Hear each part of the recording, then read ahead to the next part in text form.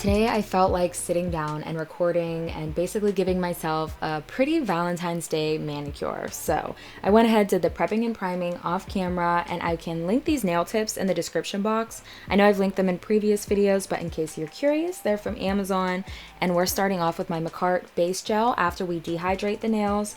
And then I'm going to use my Macart poly gel in the shade light pink. And I definitely do usually record myself just doing one hand at a time, but today I'm just gonna bounce back and forth. It'll be easier for me. So sorry if it kind of looks messy in between. My right hand never turns out as good as my left. But as you can tell, we are doing the base gel, and I don't know why I don't have a clip of me dehydrating my nails, but I did go ahead and use 70% isopropyl alcohol.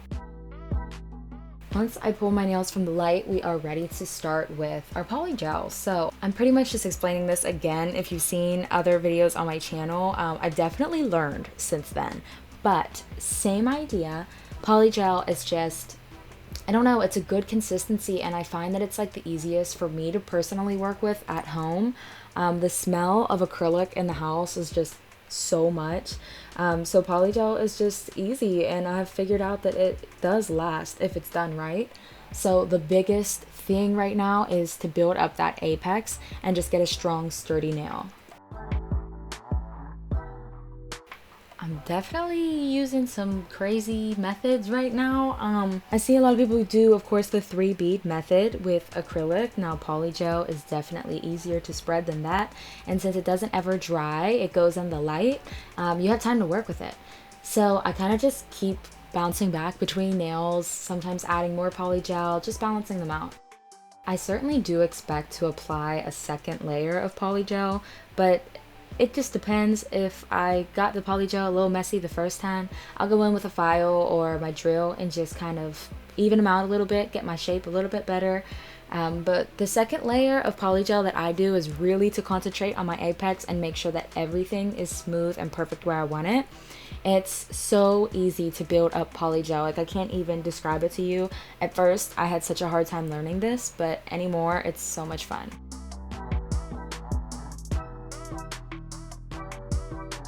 Now you can definitely tell where I'm placing that polygel at, and sometimes I don't even fully cover the tips, so I'll even drag it up there. I just want to make sure I have a good shape, so second layer of polygel is always good. It's always okay. You know, sometimes 3, just depends. And this tool I'm using is also from Amazon. I can link it below. I don't know why I don't have a ton of clips of me doing that, but let's just say I am saving you from the boringness and going in with a file as well. I got to get this shape right, okay? So sometimes this does take a while. Like, it could really take anywhere from 15 minutes, less likely, all the way to like 30-40 minutes of me just straight up concentrating on filing. And that's if I'm doing both hands at once, you know. Especially if I'm recording while I'm doing it, it's just hard. I'm trying to capture everything, but at the same time, I just don't want to be too boring and create too much footage for me to have to edit. You know what I mean. Anyways, you saw we're going in with some Beetles foundation.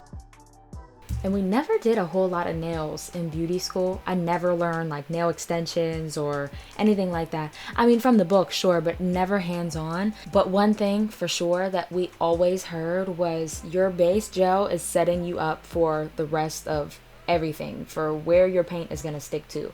So I just really want to make sure I get a good base layer. As we move into the designing portion, my favorite part, if I could just paint the nails, I would totally work in a salon and do nails. But the drilling and shaping and all that stuff is really hard. I've never even really done it on somebody else, so I don't even know how that would work. Anyways, red, yeah, that's what we're going with for Valentine's Day. I haven't done a red set in some time. I mean, I guess I did one for Christmas, but I took it off, I think maybe 2 or 3 days after the fact. So I'm going with like a slice red French tip. And I was just about to say that this part was tedious, but just wait until you see the next part. This definitely was tedious because I wanted to make my lines as straight as possible. So I took this super skinny brush and just went and straightened out my lines and did a second coat as well. Now I'm thinking you probably shouldn't do this, but sometimes after I get gel polish on, I'll go over the tips with a file real quick just to refine my shape a bit. It never peels for me. My gel was always hardened and everything, and then that just helps. It makes it look fresh, you know? And speaking of fresh, this color is by far the best pink gel polish I own. I had to use it. I just felt like this baby pink against the red is just gonna look so good. So I thought cheetah print on top of red and kind of go over the French tip line. And I don't know, is it abstract? I don't know what to call it. I was just flowing with ideas out of my head. Sometimes I do go on Pinterest and get inspired and everything, but this one just came from the noggin. After my pointer finger, this first nail I did, I realized that I should probably look up a reference photo for cheetah print because I kind of didn't know what I was doing. Leopard print, whatever you want to call it. I don't even know I don't know what this is. I just kind of started drawing spots and lines. I looked up different prints that I was interested in and just kind of went with it. I didn't look back at the photo many times, but I just wanted to let you guys know that I definitely did try and do this print the right way. Then usually I like to secure it with a top coat by Macart specifically for polygel. So that's what we're going to do. This one is so glossy. I just feel like it's so much shinier than a regular gel, top coat.